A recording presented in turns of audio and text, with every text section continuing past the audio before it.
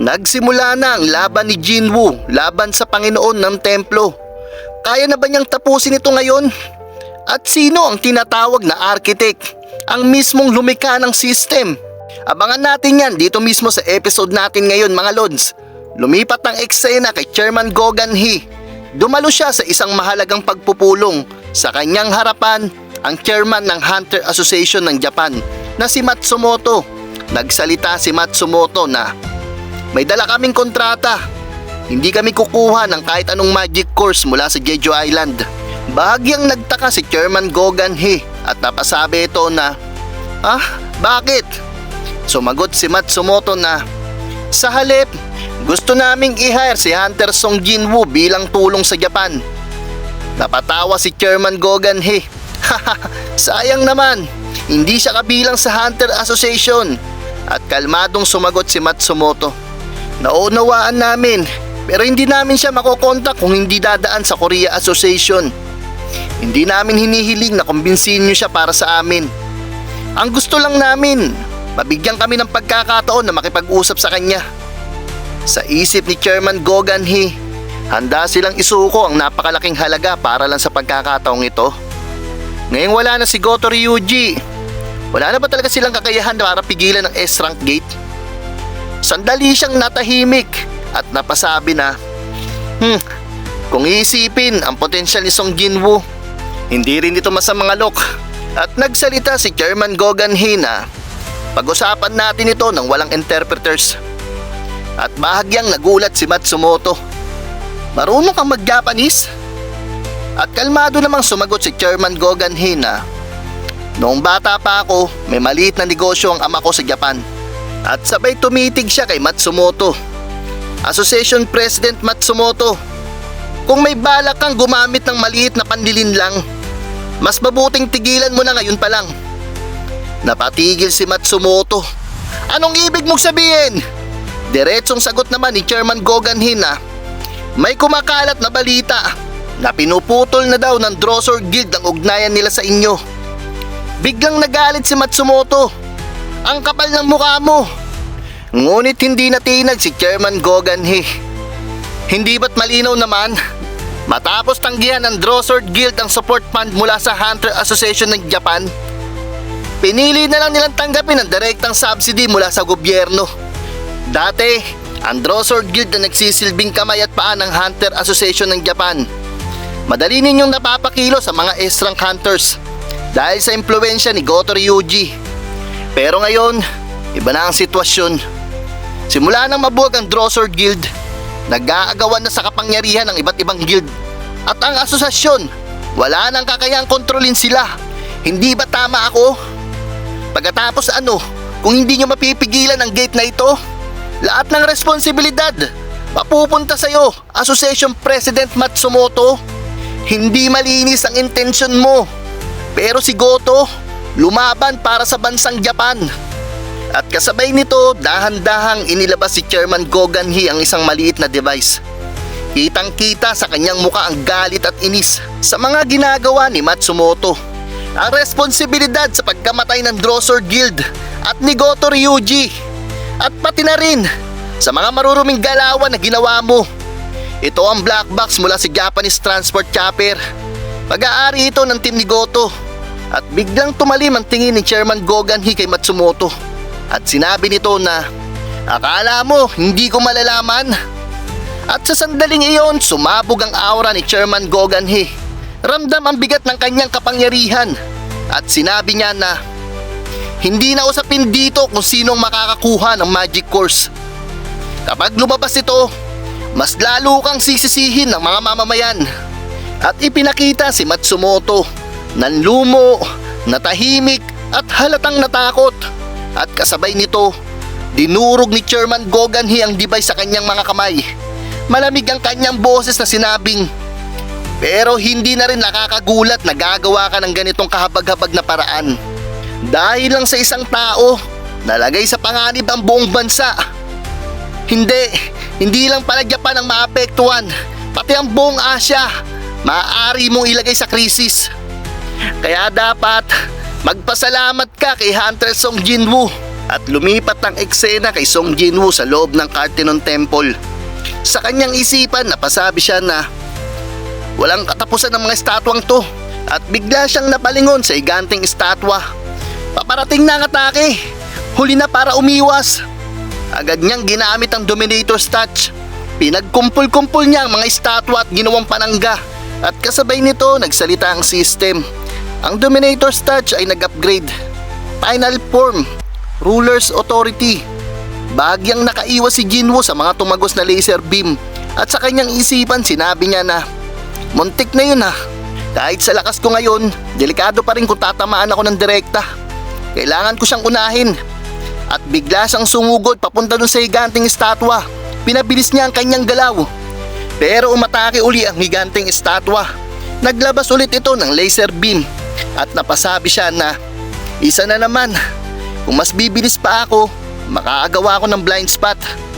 Umiwas siya sa atake at pumasok sa tamang pwesto. At ginamit niya ang Ruler's Authority. Isang suntok sa mukha ng kalaban ang pinakawalan niya. At sa kanyang isipan napasabi siya na ang lakas na to, kaunti pa lang pero ramdam ko na.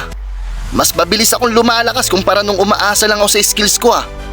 At pagkalapit niya sa mukha ng higanting estatwa, ginamit niya ang skill na 1000 cuts. Sunod-sunod na hiwa ang tumama sa mukha nito. Ngunit bigla siyang napatigil.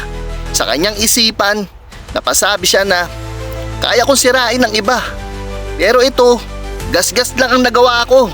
Tumitig siya sa estatwa at sinabi niya na kung hindi ko mabasag, pipilitin kong basagin. Kailangan ko lang hanapin ang bitak. At nakita niyang isang maliit na crack. Agad siyang kumapit dito at buong lakas na bumuelo. Isang napakalakas na suntok ang pinakawalan niya sa mukha ng estatwa. At nagsalitang architect na na-counter mo ang dilikha ko sa ganitong paraan. At napasabi si Jinwoo sa kanyang isipan na ito pala ang lakas ng level 103. At kasabay nito, bumagsak ang higanting estatwa. At ginamit ni Song Jinwoo ang Ruler's Authority para pabagsakin ang lahat ng estatwa sa paligid. Sa kanyang isipan napasabi siya na pakiramdam ko, umabot ako sa panibagong level ng lakas sa laban na ito. At humarap si Jinwoo sa estatwa habang ito ay pumapalakpak. Sinabi ni Jinwoo na tuparin mo ang pangako mo. At sumagot ang estatwa na haha, hindi pa tapos ang pagsubok. Tingnan mo, nakatayo pa rin ako, hindi ba? At biglang nagkaroon ng mensaheng system. Emergency quest has started. At muling nagsalita ang estatwa. Ako ang huling pagsubok. At lumabas ang mensahe ng system. Kapag hindi mo natalo ang kalaban sa loob ng itinakdang oras, titigil ang puso mo. Nalalabing oras, 10 minuto. Nagtanong si Jinwoo na sino ka ba talaga? At sumagot ang estatwa na sinabi ko na, mali ang tanong mong yan. Sige, sasagutin kita. Ako ang lumikha ng system. Nasisihan ka na ba sa sagot ko? At lumipat ang eksena sa labas ng dungeon. Dumating si Chief Woo Jin-chul kasama ang 7 elite hunters mula sa Hunter Association.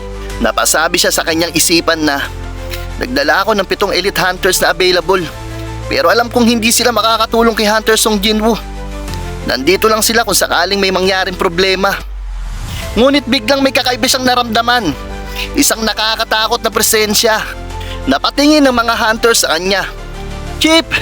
At sa kanyang isipan napasabi siya na eto na ba? At agad siyang nagsalita na hindi niyo ba nararamdaman isang napakalakas na magic storm? At sa kanyang isipan napasabi siya na anong pakiramdam to?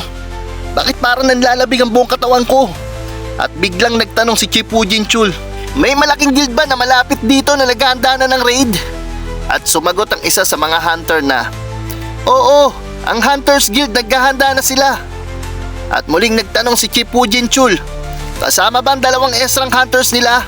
At sumagot yung hunter staff na oo, si Hunter Choi Jong-in at si Hunter Cha Hai-en pareho sasali sa raid. At agad na nag-utos si Chief Woo Jin-chul na magpadala kayo ng emergency request. Kailangan natin ang kooperasyon ng Hunters Guild. At sa kanyang isipan napasabi siya na Hunter Song Jinwoo, sino ka ba talaga? At lumipat ang eksena pabalik kay Song Jinwoo. Sa loob ng templo, ipinakita ang architect, ang lumikha ng system. Unti-unting nagbago ang anyo nito. Lumabas ang maraming braso hanggang sa umabot ito ng 8 at sa isang iglap, sumugod ito kay Song Jinwoo. Isang napakalakas na suntok ang pinakawalan nito na halos hindi na masalag ni Jinwoo. Tumilapon siya sa malayo at napasukan ng dugo. At hindi pa doon natapos, muling umatake ang architect. Isa pang suntok ang pinakawalan nito. Ngunit sa pagkakataong ito, naiwasan na ni Jinwoo ang atake. Ngunit nagpatuloy ang architect sa pagsugod. Sunod-sunod na atake ang pinakawalan niya. Malalakas na suntok, walang tigil. Ngunit bigla na lang nakabawi itong si Jinwoo. Isa-isa na nitong nasasalag ang atake ng architect. At napasabi ang architect na, hindi ko inaasahan yan ha. At lumalagpas ka na sa inaasahan ko. At biglang isang napakabilis na suntok ang pinakawalan nito. Tinamaan si Jinwoo sa muka. Ngunit sa pagkakataong ito, agad siyang gumanti. Isang malakas na suntok at tumilapon ang architect. At nagsalita ito na, hindi ko akalain na magiging ganito ka-interesante ang pakikipaglaban sa tao. Sa buong buhay ko, hindi ko inakaalang may taong magiging karapat-dapat na kalaban. At ito'y napaka-interesante. At sa isip ni Jinwoo, napasabi siya na, inimbitahan niya ako rito sa sandaling umabot ako sa level 101. Ibig sabihin, iniisip niyang sapat na ang ganitong level ng atake para pabagsakin ako. Pero kaya ko to. At sinabi niya sa architect na, Architect, hindi mo pa nasasagot kahit isa sa mga tanong ko. Kung bakit mo dinisenyo ang system? Kung bakit ako ang pinili mong maging player? At kung anong nangyayari sa mundo? At biglang sumugod ang architect at sumagot ito na, gusto mo ng sagot ha? Naiisip mo na hindi masasagot ang mga tanong mo kapag pinatay mo ako, no? Sa isip ni Jinwoo habang pasugod ang architect, napasabi siya na walang silbi ang mga melee attacks ko. Kaya ginamit niya ang ruler's authority. Umatake siya mula sa malayo. At biglang sumagot ang architect na, aatake ka mula sa distansya. Walang kwenta yan. At biglang umatake ang architect mula sa distansya din. At napasabi si Jinwoo sa kanyang isipan na, kaya niyang gamitin ang parehong skill na gamit ko. Ibig sabihin, wala rin silbi ang range attack. At nagsalita ang architect na, hindi mahalaga kung papatayin mo ako o hindi. Ang sagot na makukuha mo, matagal nang napagdesisyonan. Simula pa lang nung dinisenyo ko ang lahat. At kasabay nito, naglabas ng mga sandatang architect. At sumagot itong si Jinwoo na, paano mo na plano ang lahat ng ito? At paano mo na ibigay sa akin ang ganitong klaseng kapangyarihan? At sumagot ang architect na, hindi kita pinili. Kabaliktaran. Ikaw ang pinili. Ako, taga-disenyo lang ng player leveling system. Perpekto ang plano ko. Sa isip ni Jinwoo, napasabi siya na, wala na akong masyadong oras. Wala na akong ibang pagpipilian. Kailangan ko na siyang harapin ng direkta. At sinabi ng architect na, maglaban tayo hanggang sa huling sandali. At bigla itong sumugod kay Jinwoo. Sunod-sunod na pag-atake. Walang tigil. Ngunit isa-isa na itong naiilaga ni Jinwoo. At sa kanyang isipan, napasabi siya na, ano to? Mas tumatalas ang pandama ko. Kaya ko to. Espada, sibat, pamalo, balakol, martilyo. Lahat ng yan. Ramdam ko lahat ng galaw niya. At dito biglang nagbago ang takbo ng laban. Nagulat ang architect. Hindi makapaniwala.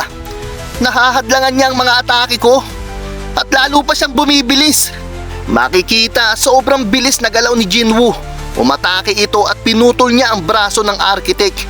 Napasabi ang architect na, pinahihirapan mo ko. Kahit na peking katawan lang ito. Tila may dahilan kung bakit ikaw ang pinili. Kaunti pa lang. Pero taglay mo na ito. At bigla itong sumigaw na, pero ikaw isang taong hamak lang. Paano mo nagagawang lumaban ng ganito? At muli niyang kinontrol ang lahat ng estatwa sa paligid na nakabagsak. At maging ang higanteng estatwa. Unti-unti silang gumalaw. At mabilis na tumalon si Jinwoo ng mataas. At ginamit ang kanyang kapangyarihan, ruler's authority, malakas siyang bumagsak sa sahig at dahil sa lakas ng impact, tumalsik ang lahat ng estatwa sa paligid.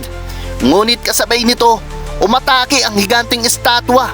Isang napakalakas na suntok ang pinakawalan nito. Pero mabilis nang itong naiwasan ni Jinwoo. Agad siyang sumugod sa architect at pinutol na naman ang isa pang braso nito. At sa sandaling iyon, biglang may umatake sa kanya. Ang estatwa na minsan nang pumutol ng kanyang paa. At sa isip ni Jinwoo napasabi siya na siya yung dati. At isang malakas na siko ang pinakawalan ni Jinwoo. Diretso sa ulo ng estatwa. At sa isang iglap na biyak ito. At hindi tumigil si Jinwoo sa pag-atake. Muli siyang sumugod sa architect.